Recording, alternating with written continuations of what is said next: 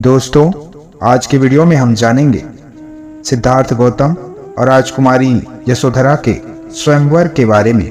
कुछ समय पश्चात ही राजा शुद्धोधन ने अपने निश्चय को कार्य रूप में परिणत कर दिया। अपने राज्य के सभी निकटवर्ती राजाओं को उन्होंने अपनी राजकुमारियों के साथ राजकुमार सिद्धार्थ के स्वयंवर में आने के लिए आमंत्रित किया। राजकुमार सिद्धार्थ अत्यंत सुंदर, उदार और प्रतिभाशाली थे। प्रत्येक राजा अपनी पुत्री का विवाह उनके साथ करने के लिए उत्सुक थे। स्वयंवर की तिथि और वार निश्चित कर दिए गए थे। निर्धारित समय पर विभिन्न राज्यों के राजा अपनी पुत्रियों के साथ स्वयंवर में आ विराजे। स्वयंवर मंडप में सभी अभ्यागतों के बैठने और विश्राम की समुचित व्यवस्था की गई थी। मंडप को रंग बिरंगे पुष्प मालाओं से सुसज्जित किया गया था। एक ओर एक ऊंचे मंच पर राजकुमार सिद्धार्थ बैठे हुए थे। उनके निकट ही रत्नों और मोती माणिक्यों से भरा एक थाल रखा गया था। राजा शुद्धोधन और राज्य के उत्तराधिकारी गण भी मंच पर एक ओर विराजमान थे।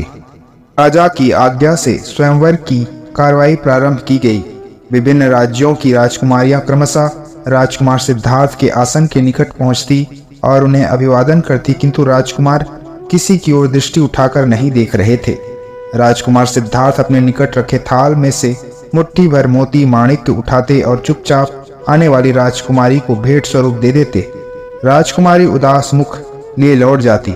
कुछ देर से यही क्रम चलता रहा, यहाँ तक कि थाल के सभी मोती माणिक्य इसी प्रकार राजकुमारियों में वितरित हो गए। अब केवल थाल ही शेष रह गया था। अंततः एक राजकुमारी सिद्धार्थ के पास आई। उसकी आंखें चंचल हिरनी के समान थी।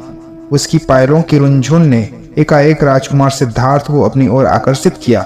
राजकुमार ने उसकी ओर देखा तो राजकुमारी का मुख लाज की लालिमा से लाल हो गई थी। इस राजकुमारी का नाम था यशोधरा। यशोधरा अभिवादन करके लौटने लगी तो राजकुमार सिद्धार्थ ने थाल में मोती निकालने के लिए हाथ डाला, किंतु थाल खाली देखकर वह सन्न रह गया। राजकुमार सिद्धार्थ यशोधरा के सौंदर्य को सप्रेम निहार रहे थे, किंतु जब उन्हें मोती माणिक्य से भरा थाल रिक्त मिला तो बहुत संकोच हुए। वे अपने मंच से उठ खड़े हुए और बिना कुछ सोच विचारे ही यशोधरा के सामने जा खड़े हुए। तभी सिद्धार्थ ने अपने गले में पड़े बहुमूल्य मुक्ताहार को उतारा और निसंकोच भाव से यशोधरा के गले में डाल दिया। तभी स्वयंवर स्थल पर मंगल वाद्य बजने लगे और महाराज शुद्धोधन एवं राजकुमार सिद्धार्थ की जय जयकार गूंजने लगी। तब राजा शुद्धोधन ने आसन से खड़े होकर उपस्थित सभी गणमान्य जनों का आभार व्यक्त किया और राजकुमार सिद्धार्थ का राजकुमारी यशोधरा से विवाह करने की घोषणा कर दी। राजकुमारी यशोधरा के पिता ने भी उपस्थित जनों का धन्यवाद करते हुए राजा शुद्धोधन की घोषणा का अनुमोदन किया।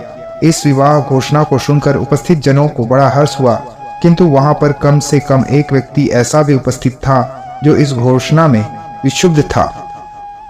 इस घोषणा से विक्षुब्ध व्यक्ति कौन था, हमें कमेंट्स में जरूर बताएं। धन्यवाद। ऐसे ही बुद्ध से संबंधित प्रेरक वीडियो के लिए हमारे चैनल को लाइक, शेयर एंड सब्सक्राइब जरूर करें।